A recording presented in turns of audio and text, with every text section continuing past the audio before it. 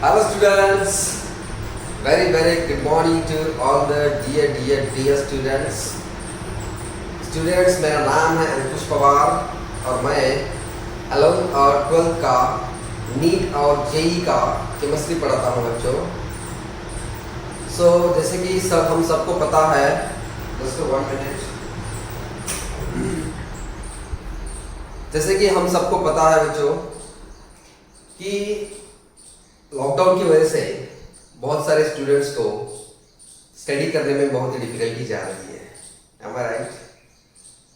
देखो, online classes तो है, बहुत सारे बड़े क्लासेस जो है वो ऑनलाइन कोर्सेज भी चालू किया है उन्होंने, लेकिन उनका जो फीस स्ट्रक्चर है वो बहुत ज़्यादा है ना. All of us, all the students can not afford that kind of fees structure. Am I right? सब स्टूडेंट्स उतना फीस नहीं भर सकते और वो भी ऑनलाइन क्लासेस के लिए. और इसीलिए मैंने ये इनिशिएटिव लिया है और आपके लिए, खासकर आपके लिए जो स्टूडेंट्स इतना फीस नहीं भर सकते, ज़्यादा ऑनलाइन फीस नहीं भर सकते, ऑनलाइन क्लासेस का फीस ज़्यादा नहीं भर सकते, उन स्टूडेंट्स के लिए या उन बच्चों के लिए मैंने केमिस्ट्री के वीडियो लेक्चर्स अपलोड करना शुरू कर दिया है. ओके, तो 11th और 12th क्लास के केमिस्ट्री के वीडियोस साइमल्टेनियसली अपलोड करता रहूँगा. ओके, आप मेरे साथ जस्ट बने रहिए, देखते रहिए वीडियोस. ओके, कुछ डाउट है तो उस पर कॉमेंट करते जाए. ओके, या फिर मेरा नंबर दे दूंगा, मैं उस नंबर पे फ़ोन करके भी आप आराम से पूछ सकते हो बच्चों. So let us start with the today's topic, that is electrochemistry. 12th class का एक टॉपिक है. ओके, फिजिकल केमिस्ट्री का टॉपिक है electrochemistry. Actually physical chemistry it is considered to be hard subject, but actually it is not like that. जब तुम एक बार physical chemistry के टॉपिक्स पढ़ लोगे बच्चों, एक बार अगर उसके जो क्लियर कंसेप्ट्स है वो क्लियर हो जाएंगे, तो उसको उस टॉपिक को बार बार पढ़ने की जरूरत नहीं पड़ती. ओके, जैसे कि हम ऑर्गेनिक केमिस्ट्री तो वोलेटाइल सब्जेक्ट, राइट. लेकिन फिजिकल केमिस्ट्री का कैसा है, एक बार अगर तुमने पढ़ लिया, एक बार तुम्हारे कंसेप्ट्स अगर अंडरस्टैंड हो गए, पूरे क्लियर हो गए, तो उसको बार बार पढ़ने की जरूरत नहीं पड़ती, because it is conceptual topic. Okay, जितने भी फिजिकल केमिस्ट्री के टॉपिक्स है वो कंसेप्चुअल है. तो जब भी तुम इसको पढ़ोगे एकदम अंडरस्टैंड करके पढ़ना है ना, पूरे कंसेप्ट क्लियर करना है. और अगर कहीं पे डाउट आ रहा है तो आप मुझे पूछ सकते हो, यानी कि पवार सर को पूछ सकते हो, वो भी कॉल करके भी पूछ सकते हो, no tension at all. Okay बच्चों, so let us see electrochemistry, the topic of physical chemistry. देखो बच्चों, इलेक्ट्रोकेमिस्ट्री में अपने को क्या क्या पढ़ना है ये पहले देखेंगे. इस टॉपिक में पहले ये देखेंगे कि उसमें क्या क्या हमें पढ़ना है. ओके, पॉइंट्स क्या क्या है, सब टाइप्स क्या क्या है इसमें. इलेक्ट्रोकेमिस्ट्री में सबसे पहले हम पढ़ेंगे इंट्रोडक्शन. उसमें हम पढ़ेंगे कि इलेक्ट्रोकेमिस्ट्री को हमें क्यों पढ़ना है. अब बोलोगे सर एग्जाम के लिए पढ़ना है, एग्जाम के लिए तो पढ़ना ही पड़ेगा, मार्क्स भी लेना पड़ेगा. लेकिन बच्चों उसको छोड़कर भी, है ना, along with that you are also studying the chemistry for your day to day life knowledge. देखो, इलेक्ट्रोकेमिस्ट्री का डे टू डे लाइफ से बहुत ही ज्यादा संबंध आता है, बहुत ही ज्यादा रिलेशन आता है. कैसे? देखो, हम जो वॉच पहनते हैं, हम जो वॉल पे वॉच लगाते हैं, या फिर हम टीवी का जो रिमोट यूज करते हैं, उस रिमोट में या फिर हमने हमारे वॉच में जो सेल रहता है ना बच्चों, that cell is called as electrochemical cell. देखो यहाँ पे सेकंड पॉइंट, इलेक्ट्रोकेमिकल सेल. अब ये सेल जो वॉच में है, या फिर वो घड़ी में है, या फिर किसी टीवी के रिमोट में है, वो सेल कैसे वर्क करता है एक्चुअली, वो तो हमें पता होना चाहिए, है ना. अगर पता होता है तो बहुत अच्छी बात होती है ना.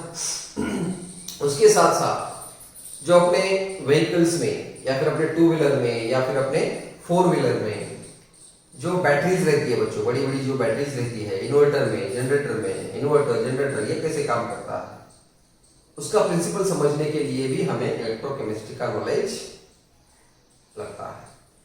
और इसीलिए मार्क्स तो लेना ही है, स्कोर तो करना ही है, एमबीबीएस बनना भी है ना, इंजीनियर भी बनना है, लेकिन उसके साथ साथ अपने को डे टू डे लाइफ का भी नॉलेज बढ़ाना है. और इसीलिए हम इलेक्ट्रोकेमिस्ट्री पढ़ने वाले हैं बच्चों. अब इसमें एक्चुअली क्या पढ़ा जाता है वो हम इंट्रोडक्शन में देखेंगे। ओके, उसके बाद हम इलेक्ट्रोकेमिकल सेल पढ़ेंगे। इलेक्ट्रोकेमिकल सेल मतलब अभी जो मैंने बताया था, है ना, ड्राई सेल, उसमें डायनियल सेल आता है, इसको वोल्टेक्स सेल भी बोला जाता है। ये सेल्स कैसे काम करते हैं, कैसे वर्क करते हैं, ये इसमें पढ़ेंगे इलेक्ट्रोकेमिकल सेल में। ओके, उसके बाद इलेक्ट्रोड पोटेंशियल। पोटेंशियल डिफरेंस तो आपको पता होगा। इलेक्ट्रोड पोटेंशियल क्या होता है, उसके सिग्निफिकेंस क्या होता है, उसको कैसे कैलकुलेट किया जाता है, उसको लिखा कैसे जाता है, ये सब बातें इलेक्ट्रोड पोटेंशियल में देखेंगे। उसके बाद हम देखेंगे स्टैंडर्ड इलेक्ट्रोड पोटेंशियल। अभी इलेक्ट्रोड पोटेंशियल अगर स्टैंडर्ड कंडीशंस पे मेजर किया बच्चों तो उसको हम बोलते हैं standard electrode potential. Okay, electrode potential अगर स्टैंडर्ड कंडीशंस की, स्टैंडर्ड कंडीशन मतलब अगर टेम्परेचर स्टैंडर्ड है, स्टैंडर्ड टेम्परेचर मतलब कौन सा, रूम टेम्परेचर जो होता है अपना 25 degree Celsius to 98 kelvin. Okay, that is the standard temperature. Pressure 1 atmosphere is the standard pressure, है ना, 1 एटमॉस्फेयर या 1 बार कह सकते हो। तो ऐसे कंडीशंस पे, स्टैंडर्ड कंडीशंस पे अगर आप इलेक्ट्रोड पोटेंशियल को मेजर करोगे तो उसको हम स्टैंडर्ड इलेक्ट्रोड पोटेंशियल बोलते हैं। ओके बच्चों, now next Nernst equation. Nernst equation is used for calculation of EMF और potential of electrochemical cell. Electrochemical cell का पोटेंशियल निकालने के लिए हम नर्स्ट इक्वेशन का यूज करते हैं बच्चों। उसमें नर्स्ट इक्वेशन क्या है, वो आया कैसे, उसको डिराइवेशन कैसा है, उसका डेरिवेशन कैसा है, उसका फॉर्मूला क्या है पूरा, है ना, उसमें ईच एंड एवरी टर्म का नॉलेज लेंगे। उसके बाद उस इक्वेशन को कैसे यूज किया जाता है to calculate the EMF of a cell, वो भी हम देखेंगे। उसमें एक दो प्रॉब्लम्स भी करेंगे। उसके बाद हम देखेंगे electrolytic cell, what is electrolysis. बाद में इलेक्ट्रोलाइटिक सेल का डिजाइन कैसे होता है, उसका कंस्ट्रक्शन कैसे होता है, उसका वर्किंग कैसे होता है, ये सब देखेंगे बच्चों। आपको बस मेरे साथ बने रहना है। ओके, क्योंकि देखो मैं आपको लाइन टू लाइन नहीं पढ़ने वाला हूं, मैं आपको किताबी भाषा में, बुकिश लैंग्वेज में नहीं पढ़ाऊंगा। मैं आपके जितने भी केमिस्ट्री के जितने भी कंसेप्ट्स हैं बच्चों, फिजिकल केमिस्ट्री के, ऑर्गेनिक केमिस्ट्री के, इनऑर्गेनिक केमिस्ट्री के, वो फंडामेंटल्स, वो प्रिंसिपल्स, वो जो बेसिक्स है केमिस्ट्री के, वो एकदम क्लियर करने वाला। मतलब वो बेसिक और ये फंडामेंटल्स अगर आप एक बार क्लियर कर दिए तो आप घर पे बैठ के किताब आराम से पढ़ के उसको समझ भी सकते हैं, राइट। तो इसीलिए मैं बोल रहा हूं कि आपको मेरे साथ बने रहना है, फॉलो करना है मुझे, और जो लेक्चर्स आते हैं रोज उनको देखते रहना है। ओके, अगर पसंद आया तभी देखना है, नहीं पसंद आया तो मत देखो बच्चों, दूसरा किसी के लेक्चर देखो। ओके, तो देखो बच्चों, नर्स्ट इक्वेशन के बाद हम इलेक्ट्रोलाइटिक सेल देखेंगे, इलेक्ट्रोलाइसिस देखेंगे। इलेक्ट्रोलाइसिस में क्या होता है, एक्चुअली इलेक्ट्रिकल एनर्जी का कन्वर्जन केमिकल एनर्जी में किया जाता है ना। मतलब electrical energy is used to proceed the chemical reactions, वो हम इसमें देखेंगे इलेक्ट्रोलाइटिक सेल्स। ओके, उसके बाद हम देखेंगे फैराडेज लॉ। फैराडेज लॉ क्या होता है, उसमें दो लॉज आएंगे, Faraday's first law and Faraday's second law.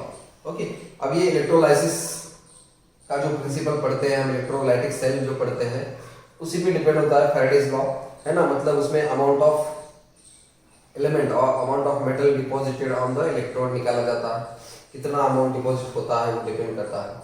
उसके बाद आता है कंडक्टिविटी। व्हाट इज कंडक्टिविटी, ये तो जानते हो सब, है ना। कंडक्टिविटी दो टाइप की होती है, metallic conductivity and electrolytic conductivity. तो उसमें हम पहले मेटालिक और इलेक्ट्रोलाइटिक कंडक्टिविटी में डिफरेंशिएट करेंगे। उसके बाद हम उसके बाद क्या देखेंगे हम, इलेक्ट्रोलाइटिक कंडक्टिविटी देखेंगे। उसके बाद आता है molar conductivity and equivalent conductivity. Molar conductivity and equivalent conductivity ये क्या होता है, उसके फॉर्मूले क्या है। ओके, उसको फार्मूले को डिराइव कैसे किया और वो फार्मूले हम कैसे यूज कर सकते हैं कंडक्टिविटी निकालने के लिए।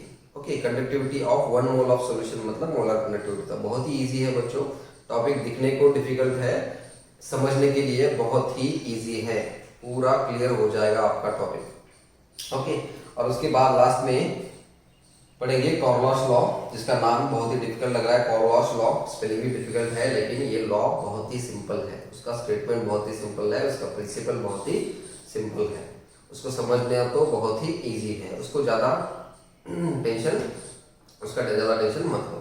ओके बच्चों, चलो, तो ये हुआ आपका इलेक्ट्रोकेमिस्ट्री के पॉइंट्स जो हमें इस टॉपिक में पढ़ना है। तो सबसे पहले आते हैं हम इंट्रोडक्शन पे, है ना। बाकी सब एक एक पॉइंट को हम क्या करेंगे, डिटेल में देखेंगे बच्चों। तो सबसे पहले हम पढ़ेंगे इलेक्ट्रोकेमिस्ट्री का इंट्रोडक्शन। अब इलेक्ट्रोकेमिस्ट्री का इंट्रोडक्शन में क्या आएगा, एक्चुअली इलेक्ट्रोकेमिस्ट्री क्या होती है। इलेक्ट्रोकेमिस्ट्री देखो बच्चों, इलेक्ट्रोकेमिस्ट्री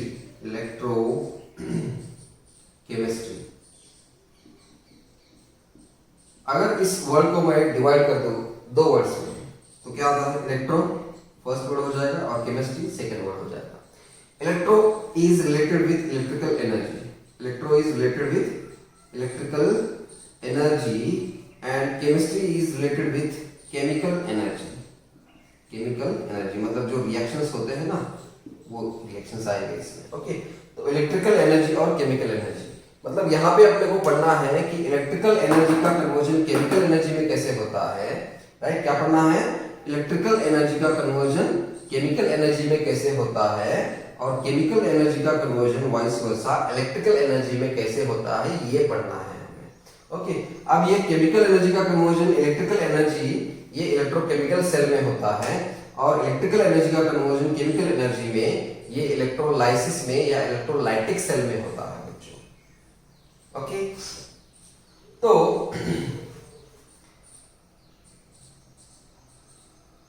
एक्चुअली इस टॉपिक में हमें इंटर कन्वर्जन पढ़ना है, ट्रांसफॉर्मेशन ऑफ एनर्जी पढ़ना है। मतलब how electrical energy is converted into chemical energy, how electrical energy is used to carry out the chemical reactions and how chemical reactions are used to carry out to convert it into the electrical energy।